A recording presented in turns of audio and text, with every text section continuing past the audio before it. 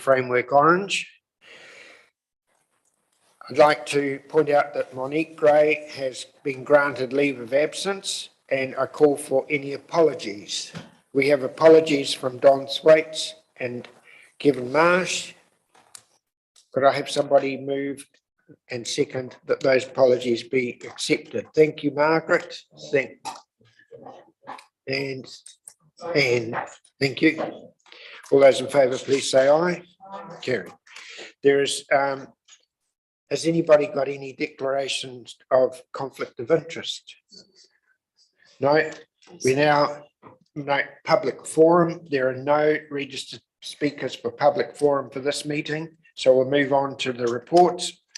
On page 6, item 7.1, the annual report on the Western Bay of Plenty District Licensing Committee 21-22, and I'll ask Dougal Alvin to make some comments.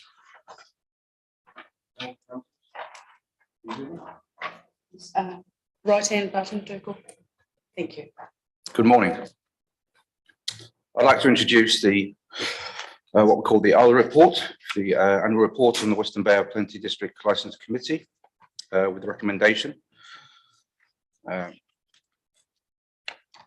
it be received and the information noted. However, I would like to point out and to be noted, there is one amendment in this since the agenda was initially put together, which is section 40. The fees that were actually paid to ALA were $7,630.25, not the 7578.50. We also have a table of documents here, just a minor amendment to the list, and that has been uploaded to Stella. Thank you.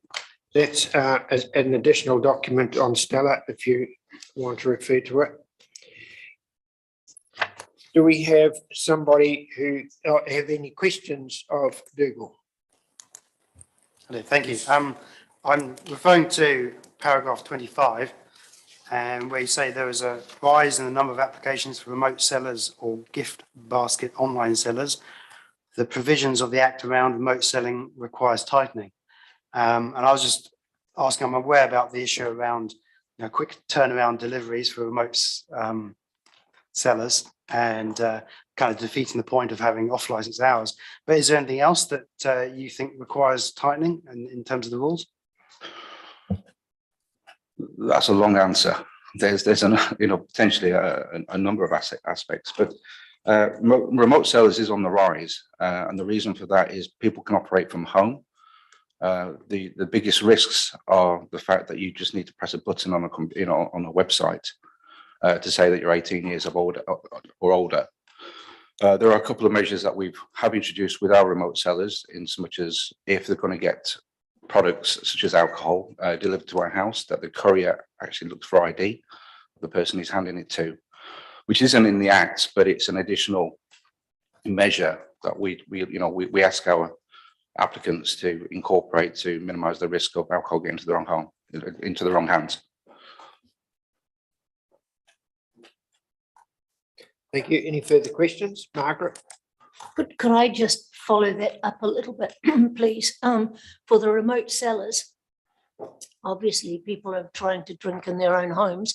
Are we finding that they then go out, get tanked up and then go out? That's more of a question for the police, unfortunately. I don't have my plate in my I do work with the police. But that's a question that I have to ask them. It's not something that's been a problem in our district, but something I would imagine that happens downtown. Before, Mr. Chairman, we certainly, when we were doing the review, that tanking up was something that people were doing, and then going from pub to pub or nightclub in town, and they would travel quite considerable distances to do it. And I don't know quite how you actually control that, except for on the road. It's a difficult one. What people do in their own homes is essentially up to them. There's no really laws against it. But with the price of alcohol increasing year on year, It's a trend that we're going to see potentially moving forward. It's called preloading, side loading. And that's what it essentially is. So people are drinking before they go out to cut down on the cost of drinking and on the social activity of being in the pubs. Possible to find out from the police what antisocial behaviour is happening as a result of remote cellars? Possibly not, no, not from, I can't target remote cellars. We can look at antisocial behaviour as recorded by the police as instance they attend to. Whether that's a remote cellar that's actually provided the alcohol in the first place is a question I'd have to ask the police, but I don't think they'd have that information. Thank you. We'll now call for a mover and a seconder for the recommendation on page 6. Thank you, James. Thank you, Margaret. All those in favour, please say aye. It's carried. Item 7.2, the annual report on dog control policy and practices 21-22 on pages 20 to 29. Dougal, have you got any comments on this report? Yes, thank you. I would like to introduce this report with the recommendation that it too be passed and accepted. Again, I do apologise. There's a couple of minor amendments in this one as well. In the actual recommendation, the date should be the 23rd of August, 2022, not the 18th of August, 2021. And the header should be the 23rd of August, 2022 as well. Okay, thank you. Are there any questions of Dougal? All right. Thanks, Chair. I appreciate that people have a great propensity to ignore signs, but I just wonder whether we do have enough signs in some areas, especially around Mahara, with regard to prohibited areas for the dogs. And I'm thinking alongside the walkway and Cooney Reserve areas, where, I mean, it seems odd to the casual person wandering along that they can't have their dog running out on the mud flats, but it is a prohibited area, and all the way up to the low tide line. And I don't think, well, from what I see, not a lot of dog owners understand that. So I just wonder if there's any way that can be reinforced or beefed up. Signage is probably the easiest and safest way to enforce that, but I would also encourage people to inform the council so we can ask our officers to go down there and take some positive action. Yeah, thank you. Any further questions? There being no further. James. Sorry. There's a strongly widening gap between the number of known dogs in the district and the number of registered dogs. Can you explain why this is, please? We're getting more and more dogs to the district. If that's, let me just get to that section. Let's look at the figures.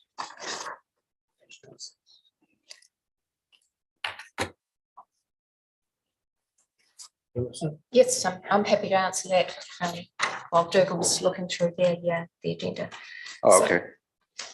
So there is so the information that we record around known dogs comes through from the previous year's dog registration. So what we tend to get is there's always a bit of a gap. It's usually about between 5 and 10% of dog owners who are a bit slow to update their registration, and so we have always got that sort of percentage that we are chasing for outstanding registration fees. So what we try to do is narrow the gap as much as possible through the course of the registration year. Well, my point is it's gone from 100 to 400 over 2 years, and why that is. Suggest that it could be that financial circumstances.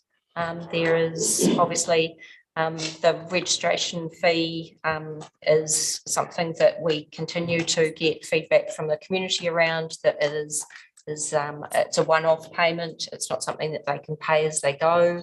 And accordingly, those that are in tighter financial circumstances often have difficulty paying it. Equally, we have got a percentage of our community that we chase up who are, let's say, reluctant to pay their dog registration fee unless we take enforcement action against them. So they continue to sit on the fringe. Thank you. Any further questions? Right, I now call for a mover and a second. Oh, it's Margaret, of course. Just, could I ask with chipping of dogs, do we have any, how well advanced are we with finding dogs through chipped, who have been stolen? Is that happening? Yes, it happens quite frequently. No, a dog that's not chipped is, it has to stay with us because we don't know who the owner is unless that owner comes forward. But if there's a chip in that dog, a microchip in that dog, then we've got every chance of finding that owner again. I couldn't recommend that enough. Chipping dogs is very important.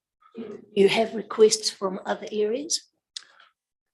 Request from other areas, sorry. I know one that the dog was found in Rotorua, and because it was chipped, they were able to bring it back to Tauranga. Does that happen often? Occasionally, yes. Yes, it does. Okay, thank you. I'll now call for a mover and a seconder for the recommendations 1 and 2. Do I have somebody to move? Thank you, Margaret. Moved, and a seconder, James. Right, it's moved and seconded that the recommendations be put. All those in favour, please say aye. Aye. Gary. There being no further business,